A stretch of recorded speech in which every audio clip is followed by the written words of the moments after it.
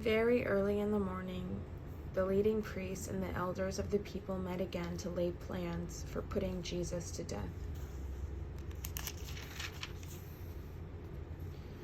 Then they bound him, led him away, and took him to Pilate, the Roman governor. When Judas, who had betrayed him, realized that Jesus had been condemned to die, he was filled with remorse. So he took the 30 pieces of silver back to the leading priests and the elders. "I have sinned," he declared, "for I have betrayed an innocent man."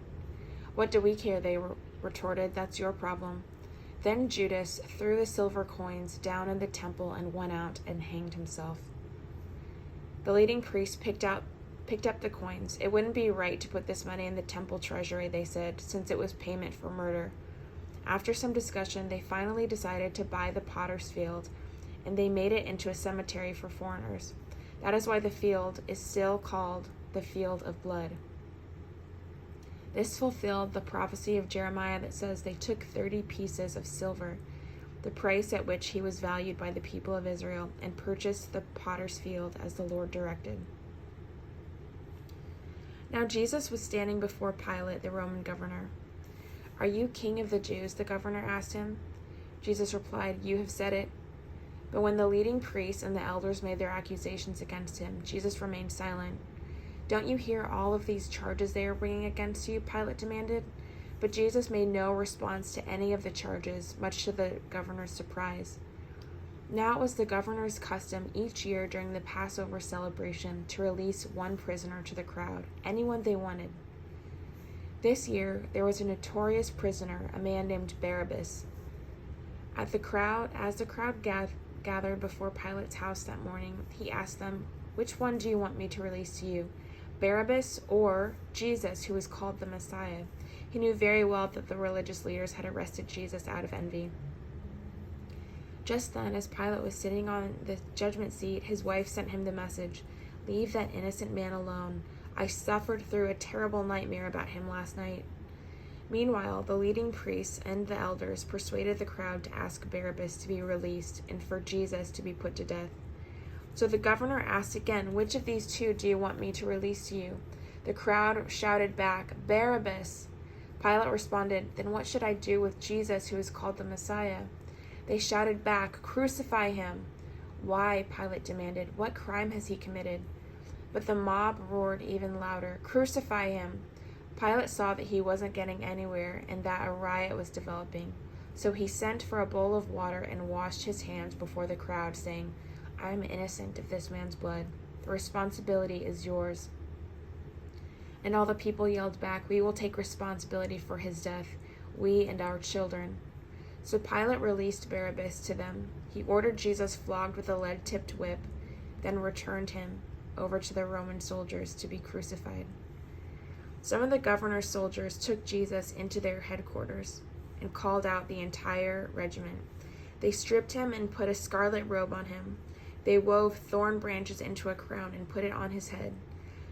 And they placed a reed stick in his right hand as a scepter. Then they knelt before him in mockery and taunted, "Hail, King of the Jews!" And they spit on him and grabbed the stick and struck him on the head with it.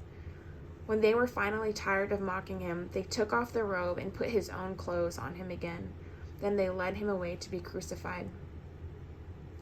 Along the way, they came across a man named Simon who was from Cyrene, and the soldiers forced him to carry Jesus' cross. And they went out to the place called Golgotha, which means place of the skull. The soldiers gave Jesus wine mixed with bitter gall. When he had tasted it, he refused to drink it. After they had nailed him to the cross, the soldiers gambled for his clothes by throwing dice. Then they sat around and kept guard as he hung there. A sign was fastened above Jesus' head announcing the charges against him. It read, "This is Jesus, King of the Jews." 2 revolutionaries were crucified with him, one on his right and one on his left. Then people passing by shouted abuse, shaking their heads in mockery. "Look at you now," they yelled at him. "You said you were going to destroy the temple and rebuild it in 3 days. Well then, if you are the Son of God, save yourself and come down from the cross." The leading priests, the teachers of religious law, and the elders also mocked Jesus. "He saved others," they scoffed, "but he can't save himself." So he is king of Israel, is he? Let him come down from the cross right now, and we will believe in him. He trusted God, so let God rescue him if he wants him. For he said, I am the Son of God. Even the revolutionaries who were crucified with him ridiculed him in the same way. At noon, darkness fell across the whole land until 3 o'clock. At about 3 o'clock, Jesus called out with a loud voice, Eli, Eli, lema sabachthani, which means, God, my God, why have you abandoned me? Some of the bystanders misunderstood and thought he was calling for the prophet Elijah. One of them ran and filled a sponge with sour wine, holding it up to him on a reed so he could drink. But the rest said, Wait, let's see whether Elijah comes to save him. Then Jesus shouted out again, and he released his spirit. At that moment, the curtain in the sanctuary of the temple was torn in two from top to bottom. The earth shook, rocks split apart, and tombs opened. The bodies of many godly men and women who had died were raised from the dead. They left the cemetery after Jesus' resurrection, went into the holy city of Jerusalem, and appeared to many people. The Roman officer and the other soldiers at the crucifixion were terrified by the earthquake and all that had happened. They said, This man was truly the Son of God. And many women who had come from Galilee with Jesus to care for him were watching from a distance. Among them were Mary Magdalene, Mary, the mother of James and Joseph, and the mother of James and John, the sons of Zebedee.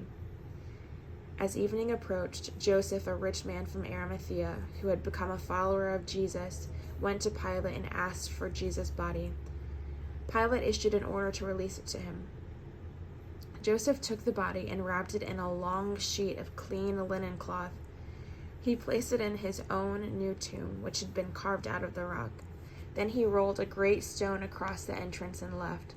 Both Mary Magdalene and the other Mary were sitting across from the tomb and watching. The next day, on the Sabbath, the leading priests and Pharisees went to see Pilate. They told him, Sir, we remember what that deceiver once said while he was still alive. After 3 days I will rise from the dead. So we request that you seal the tomb until the third day. This will prevent his disciples from coming and stealing his body and then telling everyone he was raised from the dead. If that happens, we'll be worse off than we were at first. Pilate replied, Take guards and secure it best you can. So they sealed the tomb and posted guards to protect it.